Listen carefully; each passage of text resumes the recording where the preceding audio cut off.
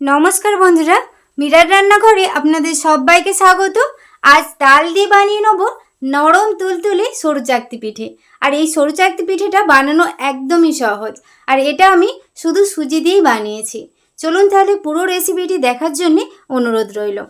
প্রথমে এখানে একটা মিক্সিং জার নিয়ে নিয়েছি। এবার এর মধ্যে দিয়ে দেবো 1 বাটি সুজি। পরিমাণটা আপনারা বাড়িয়ে কমিয়ে নিতে পারেন।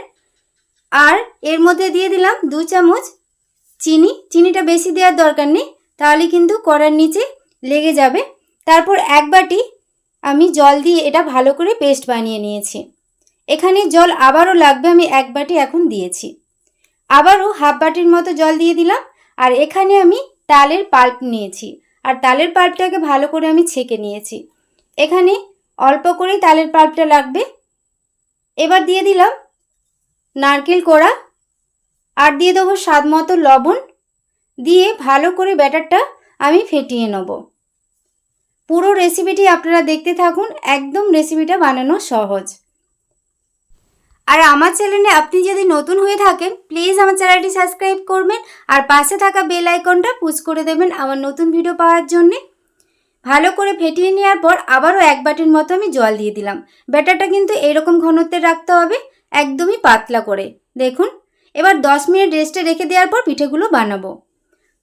তাওয়াটা গরম হয়ে গেছে, তারপর অল্প পরিমাণ তেল এইভাবে ব্রাশ করে নিচ্ছি।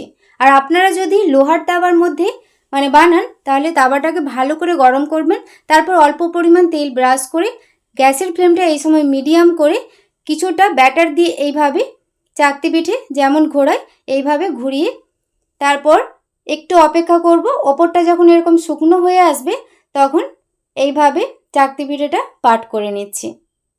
দেখুন কত সহজেই উঠে যায়। আপনারা লোহার তাওয়াতেও খুব সহজেই বানিয়ে নিতে পারবেন, তবে গ্যাসের ফ্লেমটা এই সময় মিডিয়াম রাখতে হবে। প্রত্যেকটা পিঠে সুন্দরভাবে উঠে যাবে, আর খেতেও কিন্তু নরম তুলতুলে হয়। সব পিঠেগুলো একইভাবে আমি বানিয়ে নিয়েছি। একটা প্লেটের মধ্যে নিয়ে নেব।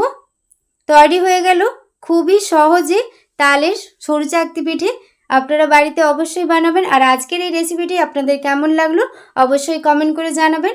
আর কতটা নরম তুলতুলে হয়েছে দেখুন। আর ফেসবুক পেজ থেকে যদি আপনারা দেখে থাকেন, প্লিজ আমার ফেসবুক পেজটা ফলো করে পাশে থাকবেন। আজকের মতো রেসিপিটি এ পর্যন্তই। সবাই খুব ভালো থাকবেন, সুস্থ থাকবেন, সাবধানে থাকবেন। ধন্যবাদ।